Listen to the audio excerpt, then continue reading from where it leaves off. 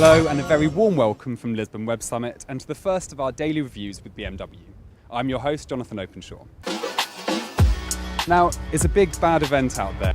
There's thought to be over 70,000 people, most of the global tech community, have descended on Lisbon for this to take the kind of annual temperature of innovation in the industry. But although the Web Summit is undoubtedly one of the most exciting events in the global tech calendar, it can often be hard to know exactly where to start with all the keynotes and the roundtables and the off-site events going on. So that's where we come in. The Daily Review is your bite-sized roundup of everything that you need to know from the day that was. In fact, it's the next best thing to being here yourself, and it's much easier on your feet as well. So sit back, relax, and enjoy the next few minutes of pure tech innovation. The first keynote of the day on main stage was with the founder and chief technology officer of Slack, Cal Henderson.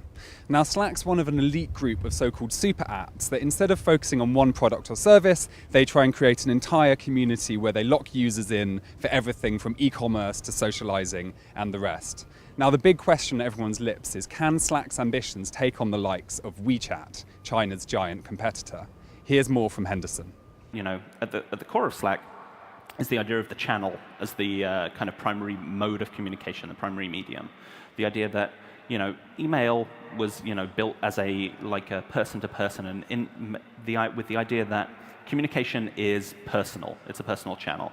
But for teams to work well together, the idea of a channel works much better. You know, a space in which communication is group by default, you know, so it's many to many, but also that it's tying together kind of all of the other tools that you use to do work. Because work doesn't just exist, you know, within messaging, within email. It's all of the other tools that you're using. It's your Salesforce and your Google Docs and your Box and your NetSuite and your Workday and your ServiceNow and the thousands of other applications that people are using. And work is the sum of all of those applications being used together with communication. And so I think that if we can improve the way that teams work together, then that's huge potential upside for companies. Because if you're using Slack, you're using it every single day to get your work done.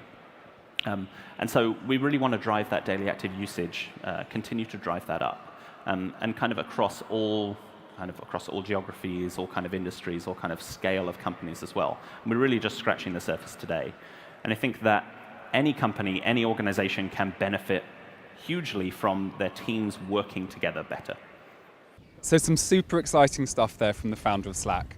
Obviously, technology is bringing some huge opportunities, but it also comes with some massive challenges. And nowhere is this more true than in the area of trust. Trust between brands and consumers have been radically undermined in recent years. And one of the ways that this was done was through the whole crisis around Cambridge Analytica and Facebook apparently using the platform to influence the results of the 2016 elections. The whistleblower behind that whole scandal was Christopher Wiley, and he was also at Lisbon Web Summit today in conversation with British news anchor Christian Guru-Murphy to talk about the future of consumer trust and what exactly is happening with our data. But in happier news, it looks like next year could be a really exciting year for augmented reality, finally seeing the technology come of age. Now, you probably know all about virtual reality, which is the kind of flashier cousin, but augmented reality is far more subtle and it just involves a digital overlay over the physical world. It could, in fact, be the future of display. We heard from Ambrish Mittal, the CEO of augmented reality specialists Blippar. At one point, we will see almost the internet transform into an AR medium where everything you look in the field of view could come to life. And it's very relevant. You know, you may not realize that even though history of internet has been very words-driven, where you type some words and you get a response, but there are so many things in your everyday life which you cannot describe with words. So the next generation of computing is massively going to be vision-based. Elsewhere at the fair, we got a glimpse into the underground farms of the future. And so as we look at the food system and we look at what's possible and what we're doing at Plenty, we think it's possible to win on every metric. In other words, to improve our food system such that we're better in just about every way you can think of.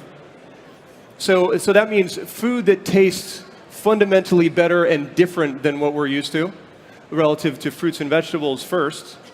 That means food that's more sustainable. And we had a quick chat with Alexandra Costo about her environmental causes and the biggest threat facing our collective futures. What we're looking at now, sort of the direction that I've taken my conversations in, is really that we need to have a restoration agenda, that the conservation ethic is insufficient. We need to move into a restoration agenda and look at not just protecting what's left, but how do we rebuild abundance in our oceans? I think that's what we have to do, or else my daughter's generation will be writing the obituary for the ocean, Right. which my grandfather explored in its pristine state. So we've seen change in the oceans really fast, and the time to act is now. And then we listened to the CEO of Samsung's vision for a future enhanced by artificial intelligence. In a limited area, we are going to have deployment of autonomous driving, obviously with no pedestrians, no bicycles. In a planned city in China somewhere, absolutely possible.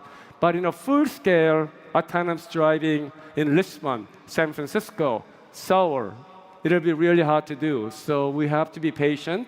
So there you have it, from the future of trust to the fourth revolution in artificial intelligence. The first day of Lisbon Web Summit certainly delivered. So make sure you follow the hashtag YourSummit to get the rest of BMW's daily reviews, the morning briefings and the Moving Mind interviews. So we'll see you back here, same time, same place tomorrow for the second edition of the Daily Review with BMW.